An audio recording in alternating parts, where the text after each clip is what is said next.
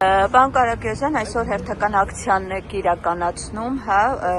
կառավարության դիմաց, այստեղ տեսնում ենք զեղծարարություններից տուժած նաև քաղաքացիներ են հավաքվել, ուզում էի այսօրվա պահանջը իմանալ ու այստեղ կոնկրետ ֆինանսական բանկերից հերթական անգամ տուժած քաղաքացիներն են այստեղ։ Այստեղ բանկերից տուժած քաղաքացիներ չկա,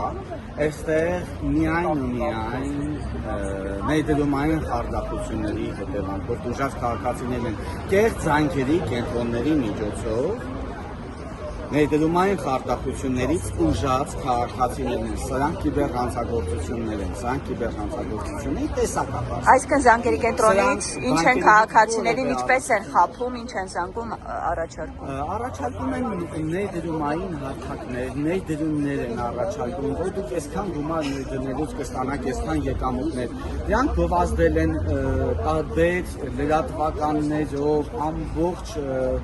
համացանցով գովազդներ գովազդների դեմը որևէ մեկը չի արել, այդ կեղծ կայքերը չեն փակվել, թույլ են տվել, որ հանցագործությունները տեղի ունենան եւ մարդիկ կորցնեն գումարները եւ չգիտեմ ոչինչ չեն արել եւ արդյունքում քաղաքացին երբ որ կորցնում է, երբ որ հասկանում է, որ ինքը միլիոններ է կորցրել է 1 միլիոն 5 միլիոն, 10 միլիոն, 15 միլիոն, 150,000 դոլար կորցրել տիկինը հետո Մենք պետություն կա, մենք պետության մեջ ենք ապրում, թե այստեղ ով ուզի կգա քաղաքացուն կխաբի, կգնա, հետո պետությունն էլ կասի այ քաղաքացին, ախր ինչի փողը տվեցի, փողը տվեցի ումից ինչ պահանջ։ Հիմա հայցեր կան ներկայացված ու իրավապահներ հետ, զանգերի կենտրոնների հետ կապված ինչ գործընթաց կա, փակվել են դրանք, շարունակում են գործել։ Իրավապահները պատճառաբանում են, որ նրանք դարձել են զոհեր օտարերկրյա հանցավոր խմբերի հարձակումների դեպքում, բայց ես ուզում եմ հիշեցնել, որ օտարերկրյա հանցավոր խմբերի հարձակումների դեպքում պետությունը պաշտպանելու պարտականություն ունի։ Եվ ընդհանրապես պետությունը քաղաքացիներին պաշտպանելու պարտականություն ունի։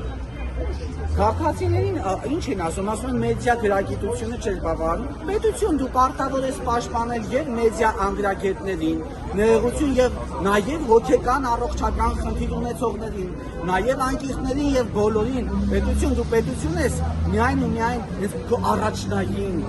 պատասխանատվությունը քաղաքացիներին պաշտպանելն է, չկա պետություն առանց քաղաքացիների, այսքանն է։